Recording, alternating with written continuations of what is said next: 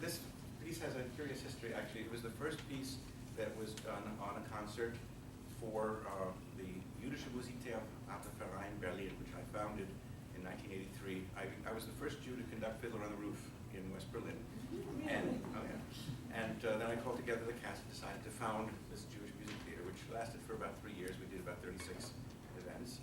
And one of the first was a concert which was televised on national German television. We did this song. Then we ended up doing it in Berlin, Hauptstadt der DDR as well, in East Berlin. So the Verein was across both borders. And that's when I met a woman named Eva Brück, who introduced me to Peretz Centre and Harry Friedman, your brother-in-law. And it was quite something living in Berlin at that time. Years later, Helene, I lived in German-speaking Europe for 7 years, and then I went back 7 times with Helene on tour, and this was one of the first pieces that we sang when we were in Bayreuth for the Wagner Festival. I did an interview with Wolfgang Wagner, the grandson of Richard Wagner, for Aufbau, and we did this number for him. And he said he was very honored. He understood every word because Yiddish is practically Mittelhochdeutsch, except the last word, sof, which is a Hebrew word, you know. And that I had to translate for him.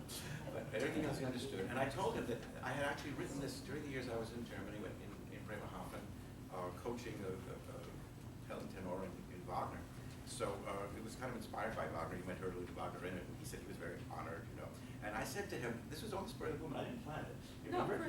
I said to him, how can I convince all my friends and relatives in New York and Israel that there's no more anti-Semitism here in Bayreuth? I mean, this is a man who sat on Hitler's knee, you know.